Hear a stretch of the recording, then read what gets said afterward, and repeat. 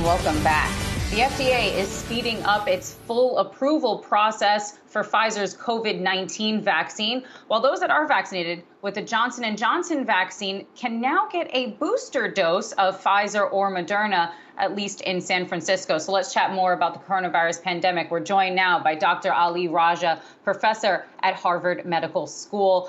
Doctor, great to have you here with us. So I'm curious to know if you think that this full FDA approval, at least of Pfizer's vaccine, is really going to help perhaps allay some of the fears that we are still seeing amongst the unvaccinated. Kristen, I really think that it will. I'm fully supportive of this. I've got to tell you, every day in the ER here, and I hear about this all over the country from my friends and family, there are still people who are really hesitant to get the vaccines because of the fact that they're under this emergency use authorization. So this is going to definitely help them be convinced to get vaccinated. The other side is there's also some workplaces like the hospital in which I work that are waiting until FDA approval to put vaccine mandates into place. So it'll help there as well. Quite honestly, our patients should feel that they're safe when they come to us for care. And this, along with the masking policies we already have in place, is really going to go a long way to making sure they're as safe as possible.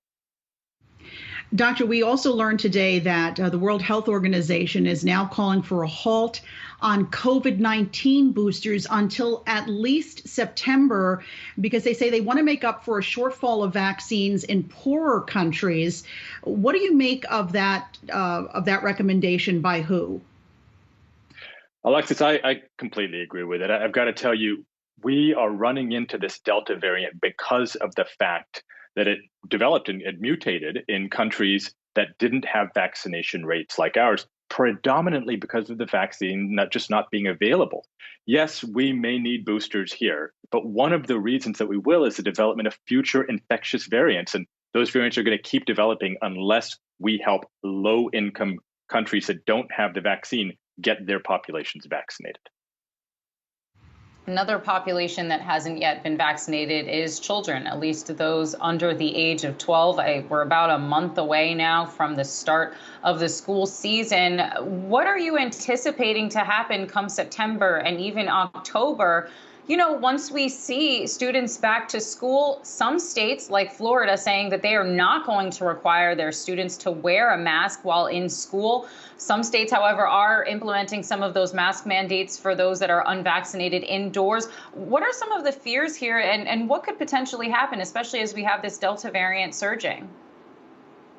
Well, Kristen, it's a great question. I've got to tell you, this really hits home with me. I've got two young kids, one's 7, one's 9, and they're too young to be vaccinated. So for the third school year in a row, they're going to be really affected by this. And they're going to be wearing masks. I want them to wear masks just because of the fact that we're seeing, with Delta specifically, we're seeing younger patients get infected and get hospitalized just a little bit more than we did with the earlier variants. What I'm really hoping for is that when we start seeing good data from the Pfizer vaccine, from the Moderna vaccine, from the J&J vaccine, hopefully, that it's safe, that they're safe in younger patients. I'm hoping that those data show that they are safe and that we can get our children vaccinated, because honestly, they need to be in school in person, but they need to do so safely, which is going to be wearing a mask right now. You know, Doctor, yesterday we had the CEO of Henry Schein on. That's a medical equipment manufacturer.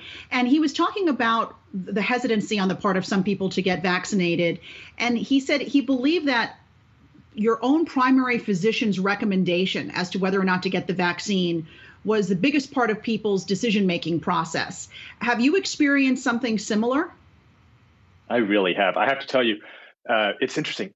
As an ER doctor, I meet people for the first time most of the time when they come to see me. And I have to build that rapport very quickly over a matter of minutes. I have to get to know them well enough so that they're willing to trust me just as much as they do their primary care doctor and tell me everything about why they came in. And I find that even with that brief period to build rapport, I can often convince patients who haven't been convinced by anybody else to get vaccinated. Now, I can only imagine that as a primary care provider, I might even be able to do that even more so. But I do agree that primary care providers, any doctor with whom patients are connecting, they're really the key. We're really the key to getting patients convinced to be vaccinated. Doctor, I don't know if you are a music buff or if you enjoy going to some of these music festivals, or if you've even just seen pictures of Lollapalooza. I wish we had some of the photos to show right now of the music festival in Chicago's Grant Park. But folks were literally crammed together by the thousands. I felt uncomfortable just looking at the photos, frankly. But everyone was supposed to be vaccinated to attend that event. So as we are reopening right now and folks are heading back to Broadway, going to restaurants and heading to some of these events, even if you are vaccinated, is it safe, even if outdoors, for thousands and thousands of folks to be crammed together, even if it's outdoors and even if they are vaccinated? Is that safe right now? It's a great question. The fact is that it really depends a lot, Kristen. If you're going to an outdoor concert that's on the lawn and you're fully separated out, I think it's perfectly safe. I think that if you think about what New York City's doing right now, where they're implementing, honestly, a vaccine mandate to go indoor and see a Broadway show or eat at restaurants, I think that that is safe. I think that something like Lollapalooza right now, quite honestly, from what I remember of Lollapalooza long ago, you are right in each other's faces. You're crowd surfing. Everybody is all over everybody. And even outdoors, that's just not safe right now. All right, we're going to have to leave that there. Dr. Ali Raja, professor at Harvard Medical School, thank you so much for joining us today.